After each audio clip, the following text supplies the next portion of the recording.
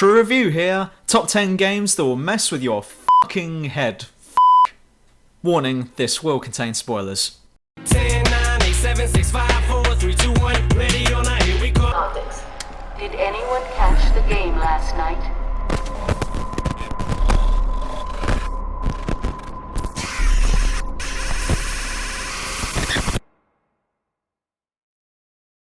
Batman Arkham Asylum. Arkham Asylum was a proper badass game and it's definitely worth a buy. The game plays out as normal for the most part, however there is a couple of sections that really throw a curveball at us, and that was Scarecrow's moments.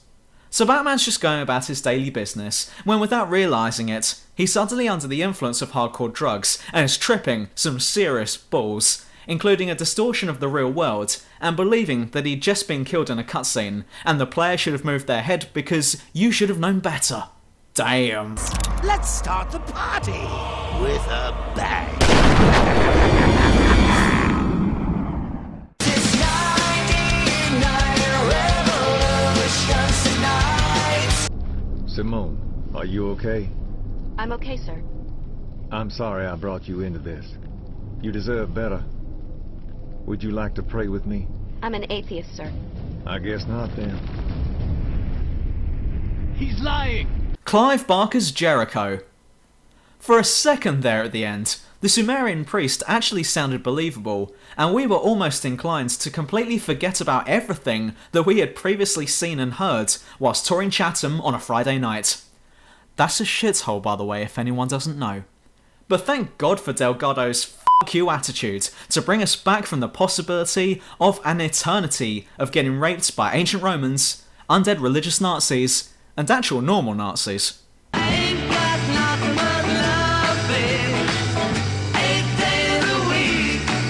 Penumbra Black Plague. What's worse than having to navigate your way around an abandoned underground facility in the ass end of nowhere, having to avoid getting hugged by ancient aliens, and not the History Channel type ancient aliens, and having one of them live in your head? Yep, pretty much nothing. And it's probably Clarence has taken up residence in your noggin that's doing most of the damage, by getting you to see things that aren't really there, and by actively taking control of your character's body. Well, hell, you fucking play the game then. I'll just sit here and drink beer. It's Asahi, by the way, if anyone's wondering. Lane Goodman. Call of Cthulhu, Dark Corners of the Earth. Cthulhu mythos is just about enough to make you lose it on its own, so no wonder why Jack Waters is itching to put a bullet in his brain after being in the same room as a Cthulhu statue for a small amount of time. This game gets your own character freaking out in the presence of sea demons, though most specifically the bosses themselves. Dagon and Hydra are so freaking freaky that you can't actually look at them without losing the game. I mean, sure you can look at them, if you don't mind Jack turning his gun on himself and adding a piece of grey matter to his already existing grey matter. This means that you must carefully plan out each boss fight, and try not to get freaked out by the giant sea monster that's trying to eat you, without looking at it.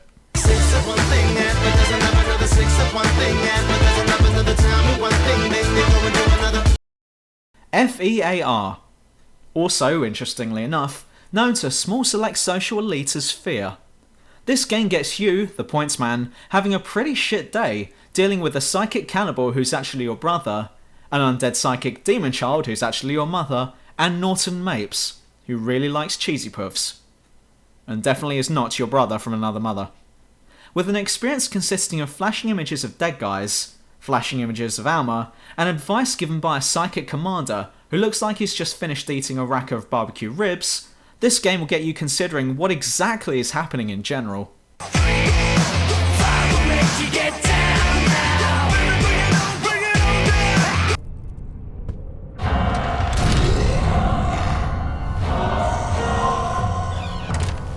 Amnesia The Dark Descent.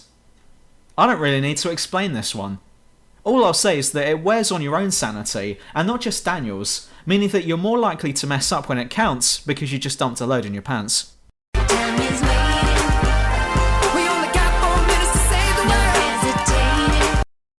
Alan Wake. When the shit first hits the fan in this game, we find ourselves caught up in it all, But it isn't until we start speaking to other characters like Barry and Dr. Hartman that we start to suspect Alan himself of orchestrating the whole show.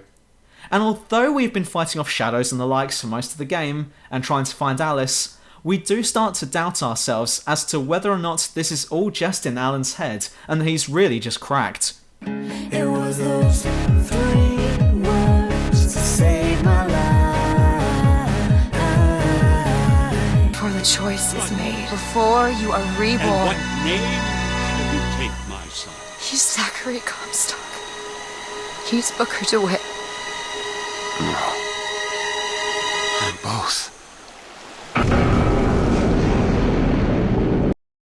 BioShock Infinite. Well, I definitely understand why it's called Infinite. This game was brilliant. Loved it. The ending though is where it really starts messing with your head. Veterans from the first BioShock game knew that the game was holding back on something from the word go, and our first instinct was to check Booker's wrists, which didn't help that much.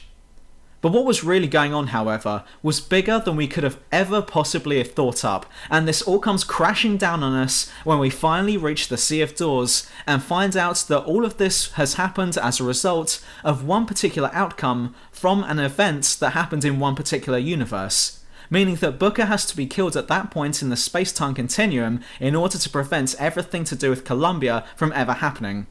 But if that's the case, then surely, if there are an infinite number of universes, then this particular event just didn't take place in one universe. This would also mean that the number of Elizabeths that showed up at the end each need a Booker with them for their presence to be justified. Also, how's the Sea of Doors possible? Surely time and space cannot be separated, as one cannot exist without the other. Meaning that Booker's and Elizabeth's time and space travel adventure couldn't have occurred if... Surely, in that... Oh, I'm gonna need a calculator.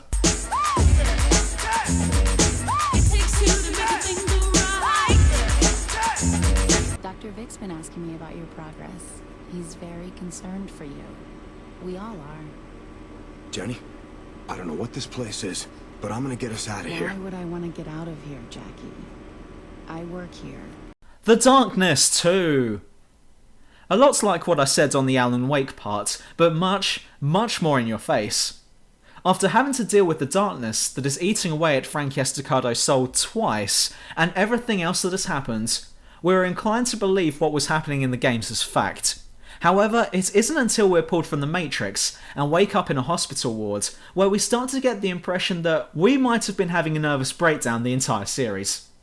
With everything in the game until this point being explained as an escapist alternative reality that Frankie has invented for himself, we start to feel that our own character has fallen bigger than Lance Armstrong's reputation, and this is brought to a climactic end where we finally are forced to choose for ourselves what is reality and what is fantasy. And even then it's not clear whether we made the right choice or not, leaving the player with one sore head. One more time, got me feeling so free. Eternal Darkness, Sanity's fucking Requiem. Figures.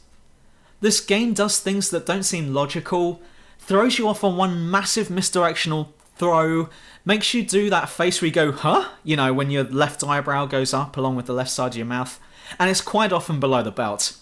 Now, the game itself is quite freaky enough without the sanity meter and all the wonders that it does thrown in, but here we have... oh, well, that thing I just mentioned. If left unchecked, this meter will start doing things to your character that you weren't expecting, like your head exploding, but will eventually progress to other effects like the game supposedly deleting your memory card's data, the console itself crashing, or even the TV picture going to the blue screen of death. All of these effects will mess with the player, convincing them that the game is haunted, or at the very least, it's bugged and doesn't work properly. Only to then bring you back from that point of despair, like it's taunting the player somehow, and this forces the player to become very skeptical towards what is happening on the screen. The first time you play this game, you don't know what to expect, and by the end of it, your head will feel like it's been working out to Lou Ferrigno's workout video, and with that strange image in mind, Eternal Darkness claims the #1 spot on this video's top 10 list.